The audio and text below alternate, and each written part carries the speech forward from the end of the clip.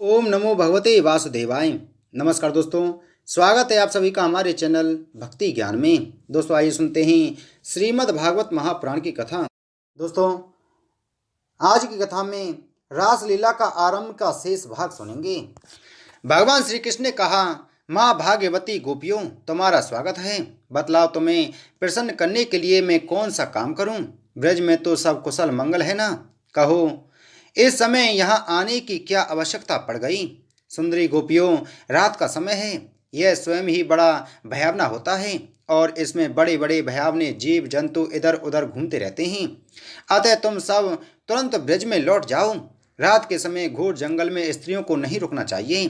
तुम्हें ना देखकर तुम्हारे माँ बाप, पति, पुत्र और भाई बंधु ढूंढ रहे होंगे। उन्हें भय में न डालो। तुम लोगों ने रंग बिरंगे पुष्पों से लदे हुए इस वन की शोभा को देखा। पूर्ण चंद्रमा की कोमल राशियों से यह रंगा हुआ है मानो उन्होंने अपने हाथों से चित्रकारी की हो। और यमुना जी के जल का स्पर्श करके बहने वाले शीतल समीर की मंद मंद गति से हिलते हुए ये वृक्षों के पत्ते तो इस वन की शोभा को और भी बढ़ा रहे हैं। परंतु अब तो तुम लोगों ने यह सब कुछ देख लिया।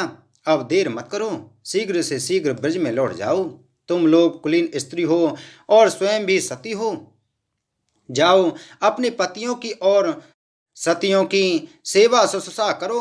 देखो, तुम्हारे घर के नन्हे नन्हे बच्चे और गौओं के बछड़े रौ रवा रहे हैं। उन्हें दूध पिलाओ, गौएं दोहो। अथवा यदि मेरे प्रेम से परवश होकर तुम लोग यहाँ आई हो तो इसमें कोई अनुचित बात नहीं है। यह तो तुम्हारी योग्य ही है, क्योंकि जगत के पशु पक्षी तक मुझसे प्रेम करते हैं, मुझे देखकर प्रसन्न होते हैं। कल्याणी गोपियों, स्त्रियों का परम धर्म यही है कि वे पति और उसके भाई बंधुओं की निष्कपट भाव से सेवा करें और संतान का पालन पोषण करें। जिन स्त्रियों को उत्तम लोक प्राप्त करने की अभिलाषा हो, वे पातकी को छोड़कर और किसी भी प्रकार के पति का परित्याग न करें, भले ही वह बुरे स्वभाव वाला, भाग्यहीन, वृद्ध, मूर्ख, रोगी या निर्धन ही क्यों न हो। कुलीन स्त्रियों के लिए जार पुरुष की सेवा सब तरह से निंदनीय है। इससे उनका परलोक बिगड़ता है, स्वर्ग नहीं मिलता, इस लोक में अपयश होता है। यह कुकर्म स्वयं तो अत्यंत तुच्छ क्षणिक है ही, इसमें प्रत्यक्ष वर्तमान में भी कष्ट ही कष्ट हैं। मोक्ष आदि की तो बात ही कौन करे। यह साक्षात परम भय नरक आदि का हेतु है। गोपियों, मेरी लीला और गुणों के श्रवण से, रूप के दर्शन से, उन सब के कीर्तन और ध्यान से मेरे प्रति जैसे अनन्य प्रेम की प्राप्ति होती है, वैसे प्रेम की प्राप्ति पास रहने से नहीं होती। इसलिए तुम लोग अभी अपने अपने घर लौट जाओ। श्री सुखदेव जी कहते हैं, परीक्षित, भगवान श्री कृष्ण का यह अप्रिय भाषण सुनकर गोपियां उदास खिन्न हो गईं। उनकी आशा टूट गई। वे चिंता के अथाह एवं अपार समुद्र में डूबने उतराने लगीं। उनके बिंबा फल पके हुए कुंदरों के समान लाल लाल आधर शोक के कारण चलने वाली लंबी और गर्म सांसें सूख गई। उन्होंने अपने मुख नीचे की ओर लटका लिए।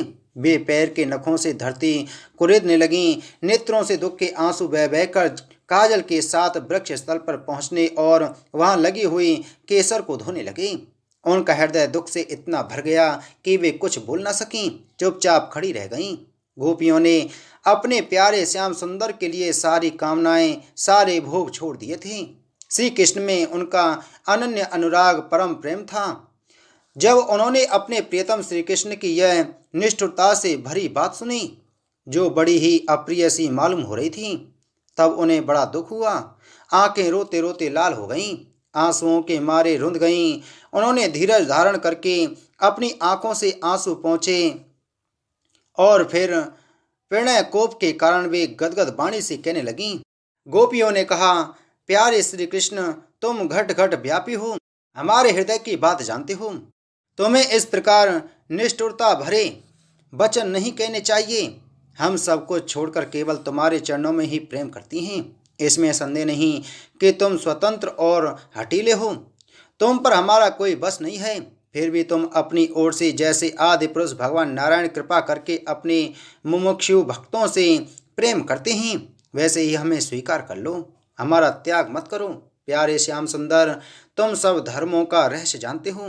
तुम्हारा यह कहना है कि अपने पति, पुत्र और भाई बंधुओं की सेवा करना ही स्त्रियों का स्वधर्म है, अक्षरशः ठीक है, परंतु इस उपदेश के अनुसार हमें तुम्हारी ही सेवा करनी चाहिए, क्योंकि तुम ही सब उपदेशों के पद चरम लक्ष्य हो, साक्षात भगवान हो।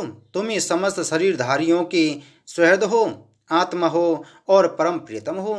आत्मज्ञान में निपुण महापुरुष तुमसे ही प्रेम करते हैं, क्योंकि तुम नित्य प्रिय एवं अपने ही आत्मा हो। अनित्य एवं दुखद पति, पुत्र आदि से क्या प्रयोजन है। परमेश्वर, इसलिए हम पर प्रसन्न हो, कृपा करो कमल नयन। चिरकाल से तुम्हारे प्रति पाली पोसी आशा अभिलाषा की लहराती लता का छेदन मत करो। मनमोहन, अब तक हमारा चित्त घर के काम धंधों में लगता था, इसी से हमारे हाथ भी उनमें रमे हुए थे, परंतु तुमने हमारे देखते देखते हमारा वह चित्त लूट लिया। इसमें तुम्हें कोई कठिनाई भी नहीं उठानी पड़ी। तुम तो सुख स्वरूप हो ना, परंतु अब तो हमारी गति मति निराली ही हो गई है।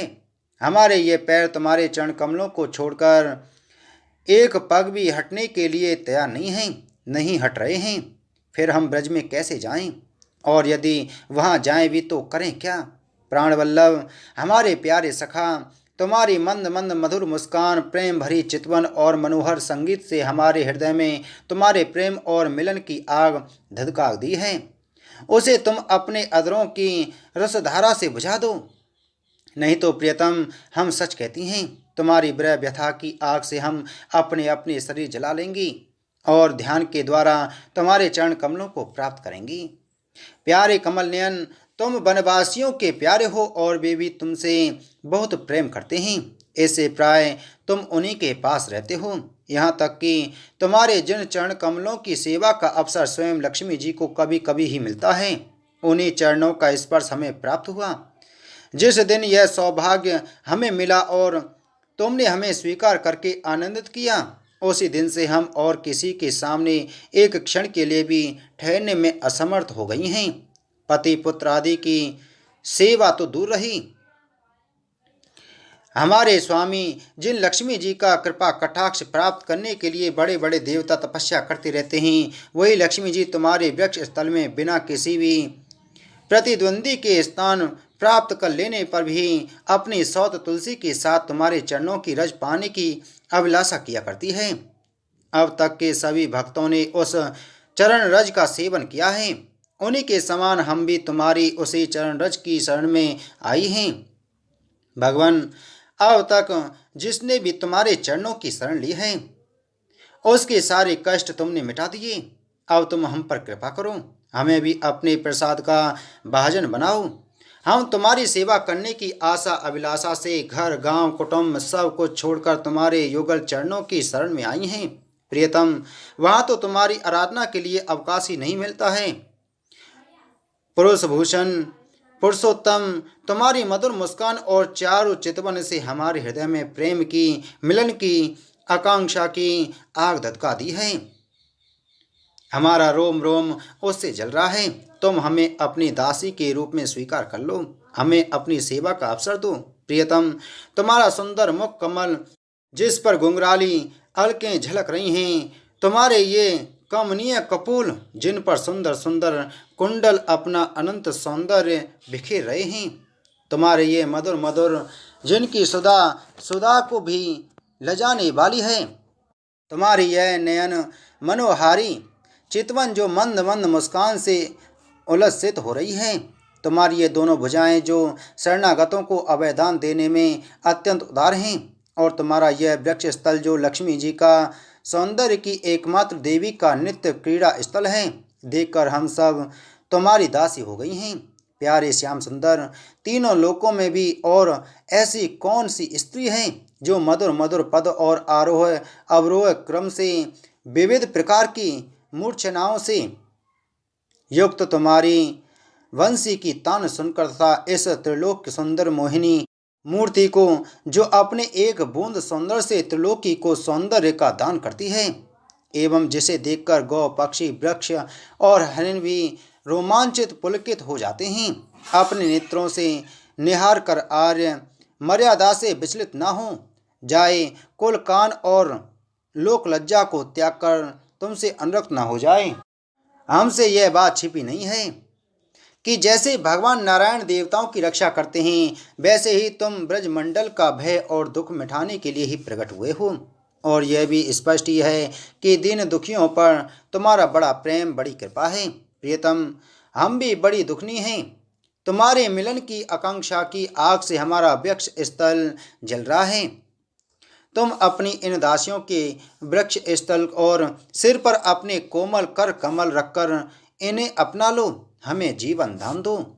श्री सुखदेव जी कहते हैं, परीक्षित, भगवान श्री कृष्ण सनकादि योगियों और शिव आदि योगेश्वरों के भी ईश्वर हैं। जब उन्होंने गोपियों की व्यथा और व्याकुलता से भरी वाणी सुनी, तब उनका हृदय दया से भर गया और यद्यपि वे आत्माराम हैं, अपने आप में ही रमण करते रहते हैं, उन्हें अपने अतिरिक्त और किसी भी वाद वस्तु की अपेक्षा नहीं है, फिर भी उन्होंने हंसकर उनके साथ क्रीड़ा प्रारंभ की।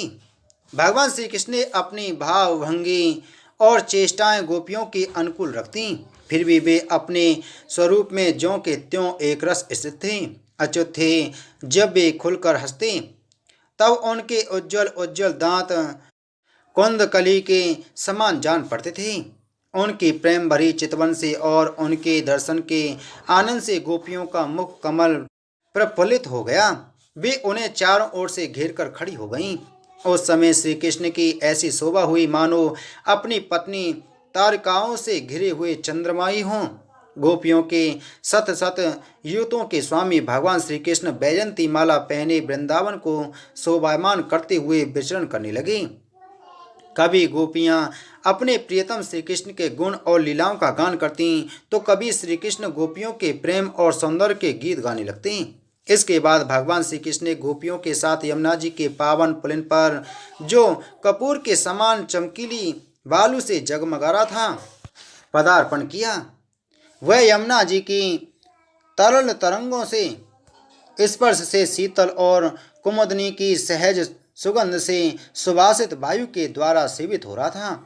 उस आनंदप्रद पुलिन पर भगवान ने गोपियों के साथ क्रीड़ा की। हाथ फैलाना, आलिंगन करना, गोपियों के हाथ दबाना, उनकी चोटी, जांग, नीवी और स्तन आदि का स्पर्श करना, विनोद करना, नख क्षत करना, विनोदपूर्ण चितवन से देखना और मुस्कुराना, इन क्रियाओं के द्वारा गोपियों के दिव्य काम रस को, परमोज्जल प्रेम भाव को उत्तेजित करते हुए भगवान श्री कृष्ण उन्हें क्रीड़ा द्वारा आनंदित करने लगे।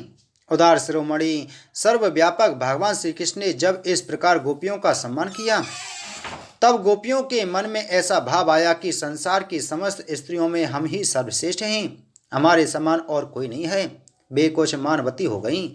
जब भगवान ने देखा कि इन्हें तो अपने सुहाग का कुछ गर्व हो आया है और अवमान भी करने लगी हैं, तब वे उनका गर्व शांत करने के लिए तथा उनका मान दूर कर प्रसन्न करने के लिए वहीं उनके बीच में ही अंतर्ध्यान हो गए। बोलो श्रीमद् भागवत महापुराण की जय। बोलो श्री कृष्णचंद्र भगवान की जय।